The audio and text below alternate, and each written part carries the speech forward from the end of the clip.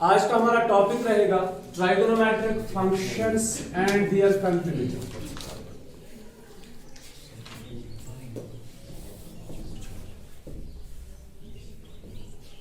Trigonometric functions and their continuity.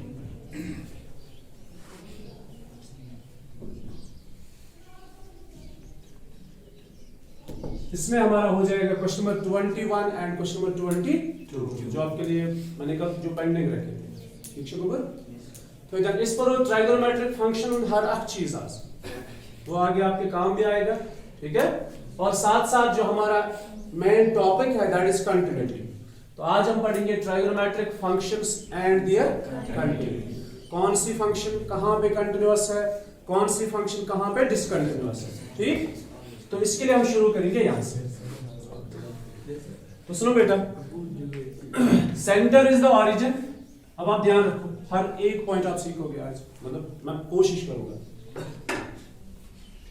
तो unit circle होता है जिसका रेडियस 1 होता है। क्लियर? सो ये O है, ये क्या कहते हैं इसको, सेंटर। यहां पे मान लो point A, this is point B, this is point C and this is point D. मैंने लिए points of intersection of the circle and the coordinate axes. इनको मैंने नाम दिया A, B, C, D. For this circle, what's OA? It's the radius. What's OA? The radius of the circle. कितना है radius? 1. हमने क्या बोला पहले? It's a unit circle. Clear? It's 1. अच्छा, ये 1 तो यहां से यहां तक है। A के कोऑर्डिनेट्स क्या होंगे? 1,0, क्योंकि x का वैल्यू 1 है, y का वैल्यू नहीं। क्लियर? अब यहां से यहां तक कितना है? 1 है, रेडियस है। और B के कोऑर्डिनेट्स होंगे 0,1, क्योंकि इस बार y का वैल्यू होगा। यहां से बहुत अच्छा, यहां से C के कोऑर्डिनेट्स होंगे -1,0, क्योंकि x, ये तो रेडियस 1 ही है, लेकिन is always positive. Radius is 1, but ये नेगेटिव साइड पे फॉल हो रहा है कोऑर्डिनेट, तो इट्स -1,0। ये क्या है? ये भी रेडियस है, ये भी 1 है, बट ये x y एक्सिस पे आ रहा है नेगेटिव साइड, दैट इज 0, ये पहला पॉइंट है। Got it? समझ आवा? आगे चलो, देखो एंगल बनता है इनिशियल साइड और टर्मिनल साइड से। जब हम एक रे को रोटेट करते हैं, चाहे एंटी क्लॉकवाइज या, अगर एंटी क्लॉकवाइज जाएंगे तो पॉजिटिव एंगल बन जाएगा, अगर क्लॉकवाइज जाएंगे तो नेगेटिव एंगल बन जाएगा। You got it? पहला पॉइंट। अब मान लो हमने यहां पे रोटेट कर दिया, किया रोटेट? yes, अब रोटेशन के बाद यहां पे टर्मिनल साइड बन रहा है, ये हो गया टर्मिनल साइड। ठीक, इस पॉइंट को हम पॉइंट P मानते हैं। क्या मानते हैं? OP क्या है? OP is also the radius of the circle. ठीक, OP भी रेडियस है, और ये किसके बराबर है? 1 के बराबर। अच्छा, सर्कल के कितने सारे पॉइंट्स आपको पता है जो नून पॉइंट्स है? सर्कल का एक पॉइंट A है, B, C, D, these are all known points. तो सर्कल के अंदर कितने सारे पॉइंट्स हैं? इनफिनाइट। बाकी सारे हमारे लिए फिलहाल अननोन है ना। तो उनमें से एक पॉइंट P भी है। कौन सा point? Point P। Let us take the coordinates of P as x, y. Clear? समझ आवा? अच्छा, ये x, y नहीं मानते, इनको A B मानते, A एंड B। एंगल को x मानेंगे, क्योंकि ये एंटी क्लॉकवाइज डायरेक्शन में है, तो एंगल क्या बन गया? x, that's positive x। Got it? P से हम क्या करेंगे? P से हम परपेंडिकुलर ड्रा करेंगे OX पे, है ना? OX पे या x एक्सिस पे, जो भी आप बोलो, या OA पे बोलो।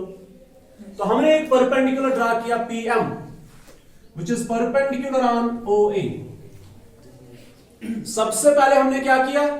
यूनिट सर्कल लिया, कोऑर्डिनेट एक्सिस लिए, ठीक है। उसके बाद यूनिट सर्कल के 4 कोऑर्डिनेट्स, मतलब इस सर्कल के 4 पॉइंट्स हमें पता चले A B C D, जिनके कोऑर्डिनेट्स हमारे पास मौजूद है।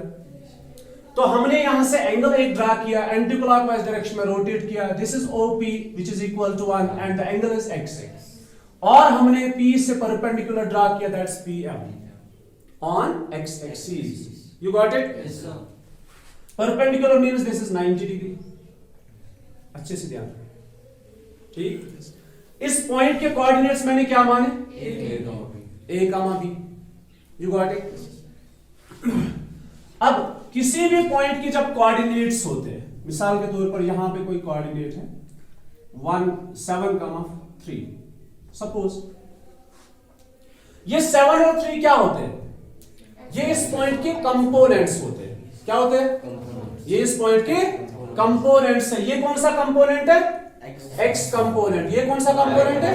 y component. मतलब ये पॉइंट जहां पे है, वहां से ऑरिजिन से लेकर वहां तक की डिस्टेंस कितनी है? 7। ठीक है? ये है x डिस्टेंस, दैट इज 7। और ऑरिजिन से लेकर यहां तक, इस पॉइंट के पैरेलल में यहां तक डिस्टेंस है 3। तो ये बन गया 7 का मान। That means this is 7 and this is 3। अब यहां पे 3 लिखो या यहां पे 3 लिखो, ये पैरेलल होते हैं और बराबर भी होते हैं। Got it? अच्छा, ये A क्या है? x component. B क्या है? तो OM कितना होगा? A। बहुत अच्छा, ये OM A के बराबर है and this PM is equal to B। You got it? तो इस ट्रायंगल के तीनों साइड्स हमें पता है, A B मतलब base, perpendicular and the hypotenuse. Got it? आगे चलते हैं। तो जब आगे चलेंगे in triangle POM, right angled at M, right angled at M। Sine किसके बराबर होता है? Sine x because angle is x, okay? Sine is perpendicular by hypotenuse, that is b by 1, which is equal to b. Got it? अच्छा, cos x is equal to hypotenuse b by x, a by 1, that's a. So we get sin x is equal to b, cos x is equal to a, sin x is equal to b and cos x is equal to a। ठीक है? देखो, जो आप identities आपको बताने जा रहे हैं वो बेसिकली आपको बताने की जरूरत नहीं, लेकिन मैं आपको बताऊंगा हमने 10th और 11th में कैसे पढ़ा था। अगर मैं लिखूं इन triangle POM, Pythagoras theorem use करूं। इसकी जरूरत यहां पे नहीं है, बस मैं बता रहा हूं addition. Pythagoras theorem is OP square, OM square, PM square. It's 1 square is equal to A square plus B square, right? Yes, sir. 1 square is equal to OM is A square plus PM is B square. अच्छा, 1. What is A? Cos square. है ना? A is cos, so it is cos square x plus sin square x. कितने आराम से हमने इस identity को derive किया। ठीक है? फिर यहां से ही हम दो और आइडेंटिटीज, हम साइन से डिवाइड करेंगे, साइन स्क्वायर से और कॉस स्क्वायर से, आपको दो और आइडेंटिटीज मिलेंगी, लेकिन इसकी हमें यहां पे जरूरत अभी नहीं। Got it? यहां तक समझ आया? अब देखो मेन पॉइंट क्या है इसमें। देखो, साइन और इस बी, कॉस और ए, इनकी रिलेशन है। ठीक है? Yes, sir. ये a जो बेसिकली है ना, ये a, ये किसका वैल्यू है? किसके बराबर है? cos x। ये b क्या है? sin x। तो मतलब जो भी सर्कल के अंदर, सर्कल पे जितने सारे पॉइंट्स है, उस पॉइंट के जो कोऑर्डिनेट्स होते हैं, उसमें जो पहला कंपोनेंट होता है एब्सिसा, वो cos का वैल्यू होता है। नहीं समझे? समझ आया? और जो सेकंड कंपोनेंट होता है ना b, वो बेसिकली होता है साइन का value at that very angle, use that angle x। मिसाल के तौर पर अगर मैंने यही यूनिट सर्कल ड्रा किया सर्कल ड्रा, यहां पे कोऑर्डिनेट्स है 1,0 और मैंने रोटेशन की से फॉर एग्जांपल 30 डिग्री। कितना? 30 डिग्री। आपको पता है P के कोऑर्डिनेट्स क्या होंगे? P के कोऑर्डिनेट्स होंगे √3/2, 1/2। क्या होगा? P के कोऑर्डिनेट्स क्या होंगे? √3/2, 1/2। You got it? इसका मतलब ये हुआ जो cos 30 डिग्री है, ये बेसिकली हमें पता है ऑलरेडी, ये वेरी है ना, उसी बुनियाद पे हम बता रहे हैं, वरना हमारे पास अभी ग्राफ का कुछ नहीं है, तो हम उसी बुनियाद पे बता रहे हैं। तो दैट मींस cos 30 का वैल्यू कितना होगा और sin 30 का वैल्यू कितना होगा? 1/2। ओके। अच्छा, अगर आपको निकालना होगा cos ऑफ 390, cos ऑफ 390, अभी आपको ब्रेक करना आता ही नहीं है, मान लो, ठीक है। cos ऑफ 390 और आपने वैल्यू इसी पे ढूंढना है, तो देखो आप क्या करो, 390 शुरू करेंगे यहां से, अब रे रोटेशन करेगी एंटी क्लॉकवाइज। अब ध्यान रखो बस, यहां से जब रोटेट करेंगे कितना हुआ? यहां तक 360, अभी और कितना चाहिए? 30। तो हम यहां पे पहुंचे। आपको ये नहीं देखना आपने कितनी बार रोटेट किया, आपको देखना हम रुके कहां पे। ठीक, हम यहां पे रुके तो ये रे बन रही है, इस रे इस पॉइंट के कोऑर्डिनेट से ये और ये किसका वैल्यू है? ये किसका वैल्यू है? तो मतलब cos of 390 is equal to √3/2 and sin of 390 is equal to 1/2। नहीं समझे?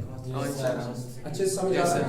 अच्छा, आप जितनी बार भी रोटेट करो, देखो 1 2 3 4 5 6 एंड 30, कितनी बार रोटेट किया?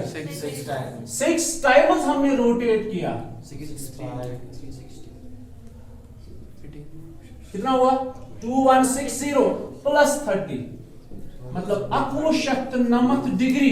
तो cos 2190 डिग्री का वैल्यू कितना होता है? 3/2। ठीक है, और sin 2190 डिग्री का वैल्यू कितना? 1/2। तो मतलब वैल्यूज जो है वो इसी के आसपास घूम रहे हैं। आप चाहे कितना भी बड़ा एंगल ले लो, लेकिन वैल्यू तो इन्हीं के आसपास होगा। तो वैल्यू कहां पे होता है? किसी भी रेशो का वैल्यू कहां पे होता है? बेसिकली हम पहले साइन और कॉस पढ़ते हैं बस।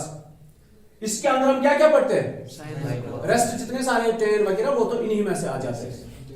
मेन मोटिव को हम गॉट साइन और कॉस बेसिक्स हम पढ़ते हैं। अच्छा, तो जितने सारे वैल्यूज है ना वो इन्हीं के आसपास घूम रहे हैं। You got it? अब देखो, अगर यहां पे √3/2 और 1/2 है, तो यहां पे इसी डिस्टेंस पे यहां पे होगा P का वैल्यू -√3/2, 1/2। बोलो नेगेटिव क्यों है? देखो x की डिस्टेंस जहां इतनी है ना, वही डिस्टेंस मैंने यहां से भी ली, तो ये x का वैल्यू -√3/2 है, और y का वैल्यू यहां से +1/2 और y का वैल्यू यहां से भी +1/2 है। Got it? तो ये किसका वैल्यू है? cos। ये किसका वैल्यू है? sin का। cos का कौन सा वैल्यू? 1 हो गया। देखो यहां पे 30 है ये, क्योंकि यहां पे अगर 30 है यहां भी 30 है ना। अब ये किसका वैल्यू है? 1 तो यहां से यहां तक 90 हुआ और +60, क्योंकि 30 तो ये वाला पोजीशन है, ये 30 का वैल्यू नहीं है। ठीक है, ये 30 कंसीडर नहीं होगा। कंसीडर एंगल कौन सा होगा? यहां से यहां तक। You got it? That means ये वैल्यू होगा 90 + 60 का। किसका? 90 + 60 या 180 - 30 का। तो 90 + 60 कितना होगा? 150। यहां से लेकर यहां तक एंगल बन रहा है 150। तो साइन ऑफ cos ऑफ 150 किसके बराबर है? ठीक है, साइन ऑफ 150 किसके बराबर है? तो कहीं पे वैल्यूज नेगेटिव होते हैं, कहीं पे वैल्यूज पॉजिटिव होते हैं, डिपेंड करता है कोऑर्डिनेट जो है वो किस क्वाड्रेंट के अंदर है। देखो यहां पे P A, B दोनों पॉजिटिव है, दैट मींस साइन और cos दोनों पॉजिटिव होते हैं किसमें? First quadrant. उससे क्या मतलब को? अगर काट एंगल चाहे उसे एक्यूट ऐसा, एक्यूट सब फर्स्ट क्वाड्रेंट है, ठीक। अब हम एक्यूट्स की बात नहीं कर रहे हैं, काट एंगल वो चाहे कितना भी बड़ा हो, अगर हमारी रोटेशन कंप्लीट हुई कहां पे, फर्स्ट क्वाड्रेंट के अंदर, मतलब जितनी बार भी हमने रोटेट किया और हम ठहरे कहां पे, फर्स्ट क्वाड्रेंट में, तो चाहे कितना भी बड़ा एंगल हो, उस एंगल पे साइन और कॉस का वैल्यू क्या होगा, पॉजिटिव होगा। नींद आ रही है, समझ नहीं आ रहा है? चलो ठीक है। अच्छा कहां पे क्या वैल्यू होगा, पॉजिटिव। अच्छा यही P के कोऑर्डिनेट्स A B मान लो। अगर हम बात करेंगे सेकंड क्वाड्रेंट की, सेकंड क्वाड्रेंट के अंदर किसी भी पॉइंट के कोऑर्डिनेट्स क्या होंगे, -a, क्योंकि पहला वैल्यू नेगेटिव होगा, दूसरा वैल्यू पॉजिटिव होगा, तीसरे में क्या होगा, दोनों नेगेटिव होंगे। ठीक है, x भी नेगेटिव, y भी नेगेटिव। फोर्थ में क्या होगा, प्लस a माइनस b। ठीक, ओके। मतलब जहां पे आप रुकते हो ना, तो आपको बाद में पता चलेगा आप कहां पे रुक रहे हो। जहां पे आप रुकते हो आपको चेक करना हम किस क्वाड्रेंट के अंदर ठहरे, और जिस क्वाड्रेंट के अंदर ठहरे वहां पे जो वहां पे कोई एक पॉजिटिव होगा, कोई नेगेटिव भी हो सकता है, या दोनों पॉजिटिव हो सकते हैं या दोनों नेगेटिव। अगर आप फर्स्ट में ठहरे तो दोनों पॉजिटिव, अगर आप सेकंड में ठहरे तो कॉस नेगेटिव साइन पॉजिटिव, अगर आप थर्ड में ठहरे तो दोनों नेगेटिव, अगर आप फोर्थ में ठहरे तो sine negative cos positive. You got it? इतना समझ आया? अब बेसिकली हम वैल्यूज की बात करते हैं। अब देखो वैल्यूज पे जाएंगे हम।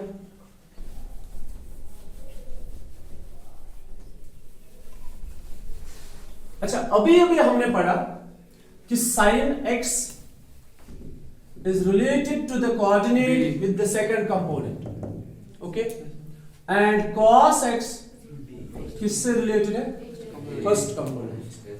अब चलते हैं इन कोऑर्डिनेट्स, किन पे, कुछ वैल्यूज हम निकालते हैं। sin 0 डिग्री या 0 रेडियन, ठीक है, आपने पढ़ा है ना, रेडियन मेजर, डिग्री मेजर पढ़ा है, नहीं पढ़ा है? अच्छा अगर आपने पढ़ा है तो बताओ। 30 डिग्री है, 30 डिग्री को 30 डिग्री की मैं बात कर रहा हूं। देखो आप पढ़ते हो function y is equal sin x is a trigonometric function। जब नाम आए ना फंक्शन पे तो बात होगी रियल वैल्यूज की, किन की, रियल वैल्यूज। आपने x का वैल्यू देना है 30 डिग्री, दिया 30 डिग्री, यहां ध्यान रखो मैं क्या बता रहा हूं। x का वैल्यू आपने 30 डिग्री दिया तो y का वैल्यू बना sin 30 डिग्री, और sin 30 degree is equal to 1/2। You got it? इतना आपको पता है ना? अच्छा जो आपने वैल्यू दिया ना x इज इक्वल 30 डिग्री, जो आपने वैल्यू दिया x is equal to 30 degree, क्या ये रियल वैल्यू है? क्या ये कोई रियल नंबर है? अगर है तो नंबर लाइन पे बताओ मुझे कहां है। चलो आपने बोल दिया, और बोलो। आपने बोला ट्राइगोनोमेट्रिक फंक्शन, फंक्शन की बात होगी तो रियल वैल्यूज की बात होगी। चाहे इनपुट दे दो रियल, आउटपुट दे दो, आउटपुट आएगा वहां से, दैट्स रियल। ठीक है, आपने x का वैल्यू क्या दिया, 30 डिग्री, रियल दिया, नहीं दिया तो फिर क्या फायदा है पढ़ने का। तो हम क्यों पढ़ रहे हैं फिर ट्राइगोनोमेट्रिक फंक्शंस? अगर ये रियल ही नहीं है तो क्यों पढ़ते हो ट्राइगोनोमेट्रिक फंक्शंस? तो हम जो कोई भी पढ़ते हैं रियल पढ़ते हैं ना। तो 30 डिग्री दिया ना, क्यों दिया? आपको बताया रेडियन मेजर क्या होता है? 30 डिग्री का रेडियन मेजर जो है दैट इज π/6। इतना आपको पता है, लेकिन ये नहीं पता ये क्यों पढ़ते हैं हम। ये पाई क्या है? What's pi? Pi is approximately 3.14। वो क्या है? रियल नंबर है। पाई क्या है? Pi is a real number that is 3.14। फिर है 15, वो नॉन टर्मिनेटिंग नॉन रिपीटिंग है। हम अप्रोक्सीमेशन की बात करेंगे। पाई इज 3.14 अप्रोक्सीमेटली, या 22/7 अप्रोक्सीमेट में पता है, ठीक है। तो पाई का वैल्यू है 22/7 divided by 6, which is 22/7 into 1/6. That is 2 3s are 2 11s are, that is 11/21। 11/21 क्या है? एक रियल वैल्यू है ना, है कि नहीं है? देखो पाई का हमने अप्रोक्सीमेट वैल्यू दिया, एक्यूरेट वैल्यू हमको नहीं जान दिया क्योंकि वो नॉन टर्मिनेटिंग नॉन रिपीटिंग है। तो 30 डिग्री को मैंने किसमें कन्वर्ट किया? रियल वैल्यू में। अगर मैं आपको बताऊं नंबर लाइन पे 30 डिग्री ढूंढो तो आप 30 पे नहीं जाना, आप 30 डिग्री पे नहीं जाओगे, आप इस वैल्यू पे जाओगे, ये ढूंढोगे ये कहां पे, तो इसी के आसपास होगा कौन? 30 डिग्री। क्या 30 डिग्री रियल वैल्यू है? अरे यार 30 डिग्री रियल वैल्यू है ना? तो 30 डिग्री को रेडियन मेजर में कन्वर्ट करना ही मतलब होता है ये इसका रियल वैल्यू। अब आप समझ, तो हम अगर ट्राइगोनोमेट्रिक फंक्शंस पढ़ते हैं ना, अगर हम x का वैल्यू 30 डिग्री देते हैं, ये 30 डिग्री एक रियल वैल्यू है और इसका रियल वैल्यू का ढूंढने के लिए इसको कन्वर्ट करेंगे किसमें? Radian major. इसीलिए होता है क्योंकि फंक्शन पढ़ने से पहले हमें जरूरी पढ़ना है रियल वैल्यूज। तो 30 डिग्री इसका रेडियन मेजर π/6 है। रेडियन मेजर मतलब होता है the real value of this degree measure. तो 30 डिग्री अगर आप नंबर लाइन पे ढूंढोगे तो आप यहां 30 पे नहीं जाओगे, तो 30 होगा 30 degree, no, it lies between 0 and 1, यहां पे कहीं पे है। 11/21 इज 0 पॉइंट समथिंग, तो ये इसी के आसपास कहीं पे है। Got it? आप चीज हुआ क्लियर? क्या क्लियर हुआ यहां से? कि कोई भी डिग्री मेजर को हम रेडियन मेजर में कन्वर्ट क्यों करते हैं? क्योंकि वो इसका रियल वैल्यू ढूंढने के लिए, क्योंकि हम फंक्शंस पढ़ते हैं तो रियल्स की बात होगी। Got it? हुआ क्लियर? पढ़ तो ब्रो।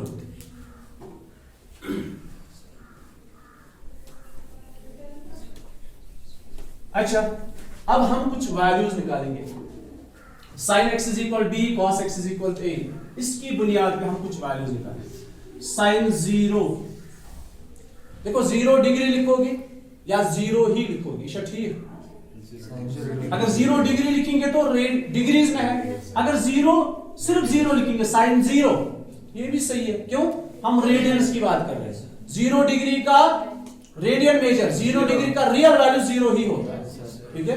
तो sin 0 and cos, sin 90 cos 90, sin pi that's 180, cos pi that is 180, sin 3π/2 अभी समझाऊंगा पूरा, cos 3π/2, sin 2π and cos 2π।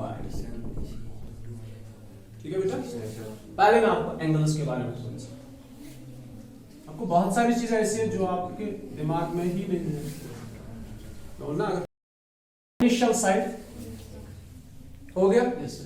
अगर टर्मिनल भी यही होगा तो एंगल कितना होगा? 0, ठीक है? अब हम रोटेट करेंगे, ये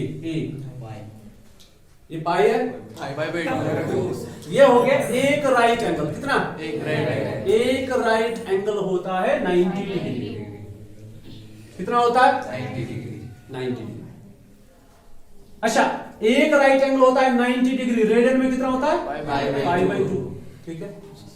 ये कितना हुआ? से 2 राइट एंगल्स। क्या बोलोगे? 2 right angles. 2 right angles, you got it? 2 right angle मतलब 2 into 90 that's 180 मतलब पाई, ठीक? उसके बाद यहां तक 3 राइट एंगल्स, 3 राइट एंगल्स। अगर डिग्रीज की बात करेंगे तो 3 into 90, अगर रेडियन की बात करेंगे 3π/2, 3π/2, 3 राइट एंगल्स।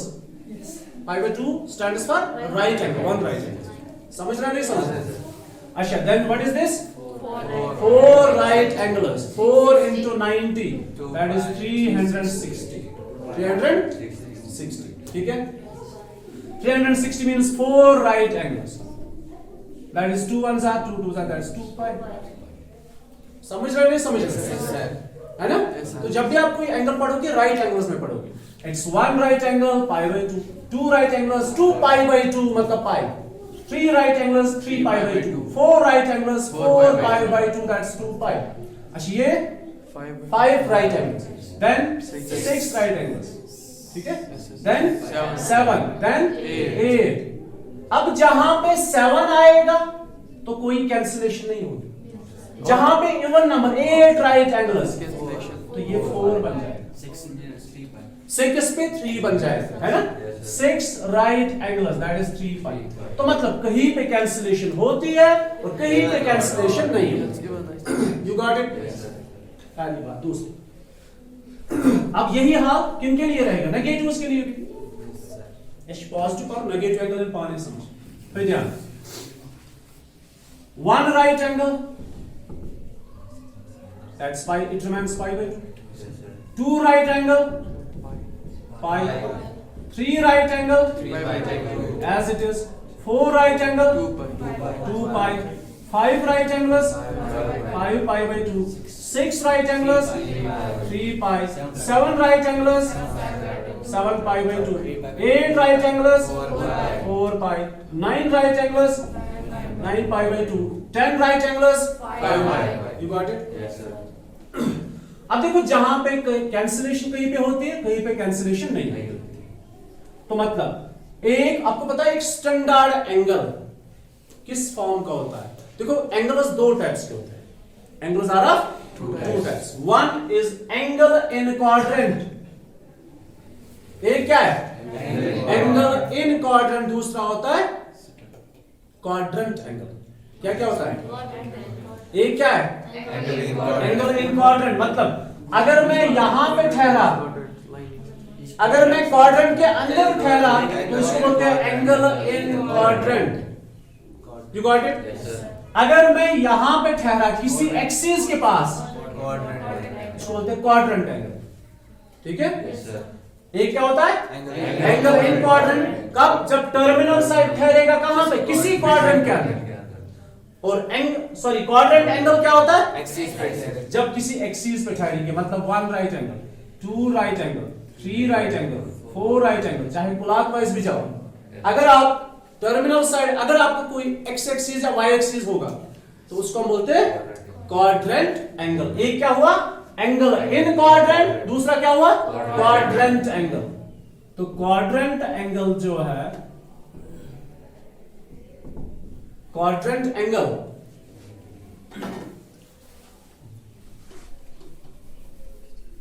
क्वाड्रेंट एंगल का फॉर्म होता है, वो इस फॉर्म में होता है,